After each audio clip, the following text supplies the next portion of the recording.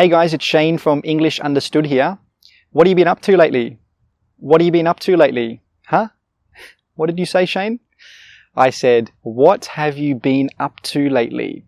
This is how native speakers say it really quickly. What have you been up to lately? First, let's talk about what this question means. What have you been up to lately means what activities have you done recently? And recently means not long ago.